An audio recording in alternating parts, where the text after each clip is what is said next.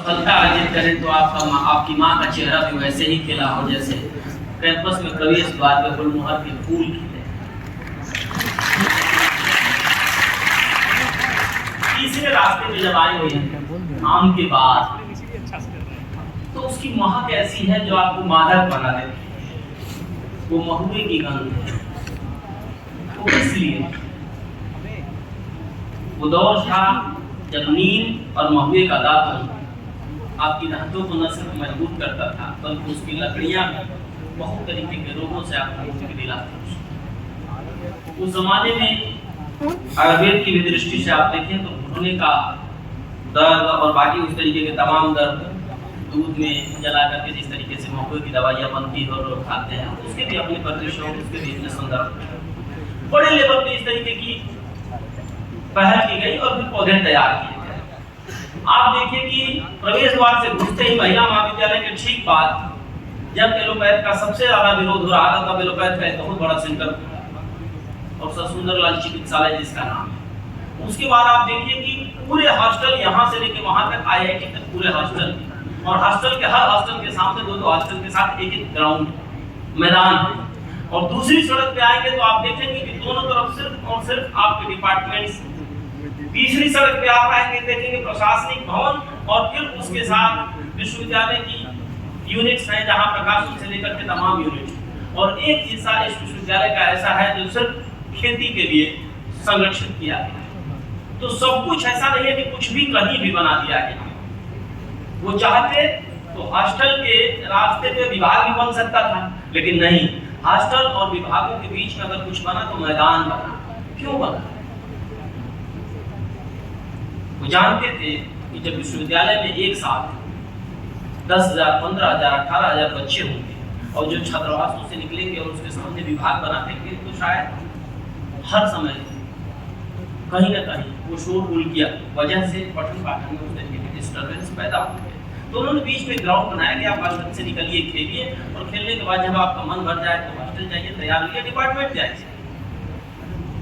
और ये सारी पृष्ठभूमि तय की गई और ये सारे बड़े बड़े लोग थे जिनको हम सिर्फ नोबेल लॉरेट के नाम से जानते हैं, जो विश्वविद्यालय का स्ट्रक्चर तैयार कर रहे हैं, जो विश्वविद्यालय का लेआउट तैयार कर रहे हैं, जो विश्वविद्यालय को डिजाइन कर रहे हैं।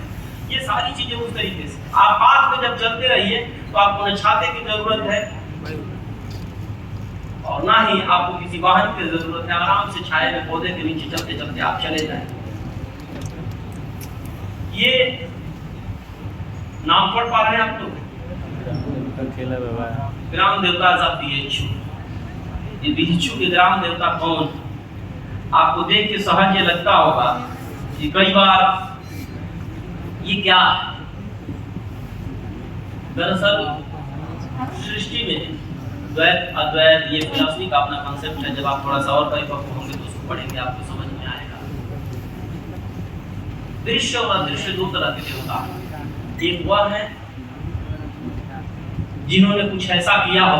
फॉर एग्जाम्पल आप बिरसा मुंडा को ले सकते हैं। एक मनुष्य के तौर पे उन्होंने उस पूरे इलाके में जिस तरीके का गुरिल्ला युद्ध किया, जिस तरीके से उन्होंने संघर्ष किया, जिस तरीके से उनके संघर्ष की स्थिति रही, जो उसका इतिहास है, उसको आप देखेंगे तो वहाँ तो भगवान बिरसा मुंडा कह रहे हैं। क्यों कह रहे हैं? एक व्यक्ति ने व्यक्तित्व की पराकाष्ठा के परे जाकर के कुछ ऐसा प्रकल्प रचा है जिसके लिए हम सब कुछ अतिशोक्ति मान रहे हैं और हमको लग रहा है कि मनुष्य ऐसा कर ही नहीं सकता। उसको देवत्व की उपाधियां मिली।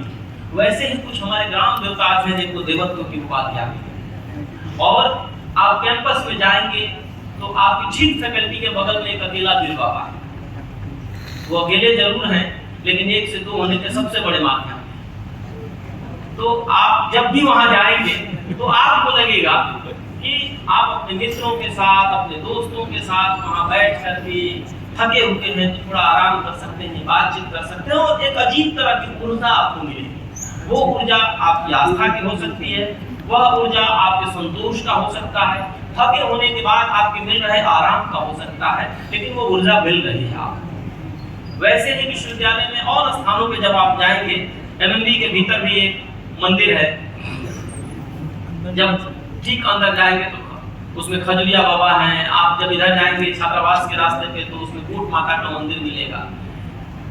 उसके आगे जाएंगे तो बचाऊ वीर का, जिसके बारे में ये किंवदंतियां बनी हुई हैं कि महामना को एक बार जब कैंपस में शेर ने हमला किया और सारी चीजें की, तो बचाऊ वीर उस जमाने के सबसे बड़े पहलवान हुआ करते थे, वो शेर से लड़ गए और महामना को बचाने में उन्होंने शेर को न सिर्फ बचाड़ा और उसके घावों से लंबे समय बाद फिर जब उनकी मृत्यु हुई तो उनको वहीं पर स्थापित किया गया कि वही स्थल है, वही ऐतिहासिक स्थल है जहाँ पे ये किंवदंतियां उसको किसी ने देखा नहीं, किसी ने सुना नहीं। महामना जीवित होते तो शायद हम जान पाते, लेकिन इस तरीके की छोटे छोटे मिथ थे, इस तरीके की छोटी छोटी माइथोलॉजी हमारे सामने है, जिसको लेकर के अलग अलग तरीके के भ्रम, अलग अलग तरीके की आस्थाएं बनी हुई। महत्वपूर्ण यह नहीं है कि भ्रम क्या है, महत्वपूर्ण यह भी नहीं है कि आस्था क्या है। महत्वपूर्ण ये है कि जिन गांव के लोगों ने काशी हिंदू विश्वविद्यालय की निर्मित में अपनी जमीनें दी, जिन गांव के लोगों ने, जिन जमींदारों ने काशी हिंदू विश्वविद्यालय की स्थापना में निस्वार्थ भाव से महामना को सब कुछ समर्पित किया, उन लोगों के प्रति, उनके देवताओं के प्रति, उनकी लोक आस्थाओं के प्रति, उनकी लोक परंपराओं के प्रति विश्वविद्यालय 109 वर्षों बाद भी पूरी तरीके से ठीक वैसे ही समर्पित है जैसे उन्होंने समर्पण भाव से हमको दिया। हमने कहीं उसके साथ छेड़छाड़ नहीं किया। हम उनकी पूरी लोक आस्था के जो भी प्रतिबिंब थे उसको इसलिए बचा के रखा कि आज विश्वविद्यालय अगर 1600 एकड़ में खड़ा है तो उनकी कृपा पे, उनकी सदेहता पे, उनकी सहृदयता पे है, उनकी उदारता पे है, जिन लोगों ने बिना किसी धन के समर्पित भाव से सर्वस्व ने छावर किया इस विश्वविद्यालय या विद्याश्रम या अकादमिक मंदिर के लिए, महामना के कहने पे।